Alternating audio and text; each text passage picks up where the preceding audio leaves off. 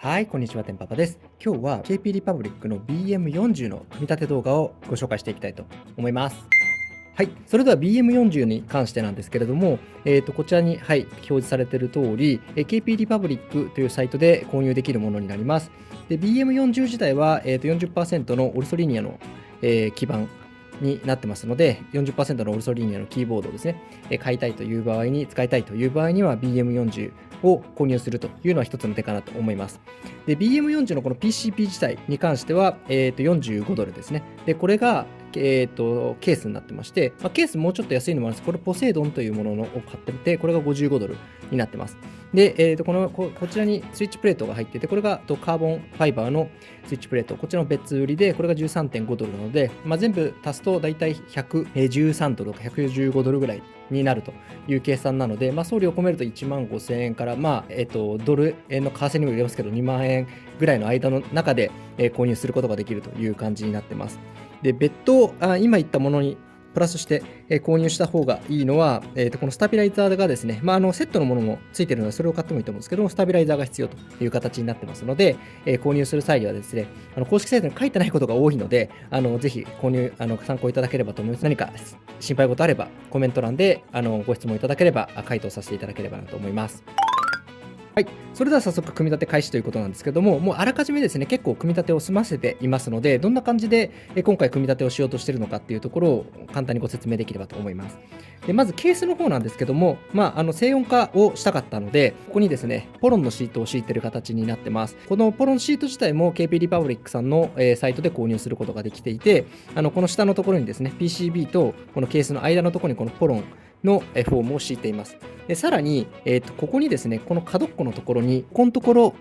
とここのところに、ここでですね、PCB を支えるような形になるんですけども、ここがすべて金属でできていたので、その金属で、支えてしまうと、音が多分響くだろうと思ったので、ここにも、このフォームを切り取った破片を置いて、敷いているという形になりますので、この4辺に、ポロンを敷きつつ、さらにこの上にネジ止めのところですね、部分にもポロンを貼り付けているという形になります。はい、で PCB の方に関してのところなんですけども、こちらの方もある程度ちょっとすでにモードをしていて、ここの部分にですね、周辺のところに見ていただければと思いますけども、フォームを敷いているという形になります。で、さらにこのスタビライザーのところにもですね、すでに静音化のためのルブだったりとか、テフロンテープを貼っているという形になってますし、裏側にもこんな形で、テープ貼ってるような形ですので、この部分の、動画に関しては別途概要欄のところに貼ってますし、動画の上のところに出るようにしておきますので、気になる方はそちらのやり方を見ていただければなと思いますが、そんな形ですでに済んでいる形で、あとは組み立てるだけにしていきたいと思います。はい、そしたら組み立て方というところなんですけども、本当にシンプルで、この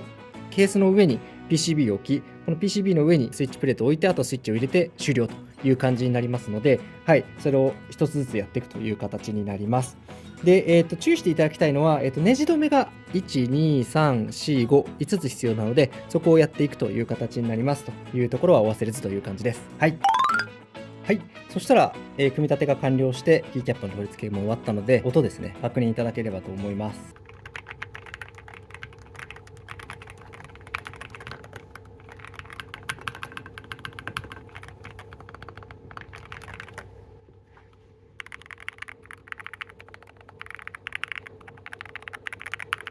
いかがだったでしょうか。かなりですね、実はこの先ほどのモーズですけども、静音化する前の音も自分で聞き比べているんですけども、かなりカチャカチャカチャカチャ、スタビライザーもそうですし、全体的に音を響いてたんですけども、先ほどの全てのことをやったことによって、かなり今、チョップな音になってたと思います。なので非常に静音化やってよかったなっていうのをつくづく感じてて、今すごい驚いてるんですけれども、そんな感じで作ることができます。で、すごくいいなと、今回これ組み立ててみていいなと思ったら、すごい太いんですよね、ここも含めて。なんですごく、なんていうんですかね、thick なキーボードが、マッチョなキーボードができるのがこの良さかなと思います。はい、プランクの方だとこんな感じでこれからスリムでいいんですけどね、見ていただければと思いますけど、全然その厚さ違うの分かると思いますし、ケース自体はそんなに厚さ変わってないんですけれども、高さとかが全然違うのが見て取れるかなと思います。これによってかなりこれはコンパクトで持ち運びという意味ではいいんですけど、こっちの方がマッチョな感じがして、これはこれで男っぽくてマッスルな感じで好きだなと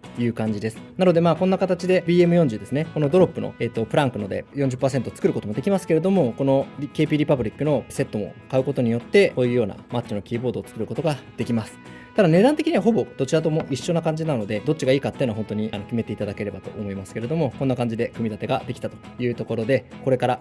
これ毎日使い続けてみたいなと思いますので、はい、BM40 興味ある方、ぜひ購入して組み立ててみてはいかがでしょうか。はい。そしたらですね、まとめということでお伝えできればと思いますけれども、先ほども申し上げたように BM40 ですね、こんな形で気軽に 40% のオルトリニアのキーボードを作ることができますので、かなりおすすめというところになります。でやっぱりなかなかですね、公式サイトにドキュメント、作り方とか組み立て方が書いてないので、こういうところで見ていただいて、参考していただければと思いますし、わかんないことあれば回答させていただきますという感じです。はい。そして最後にということで、今回の動画役に立ったということであれば、ぜひいいねボタンよろしくお願いします。チャンネル登録の方もぜひよろしくお願いします。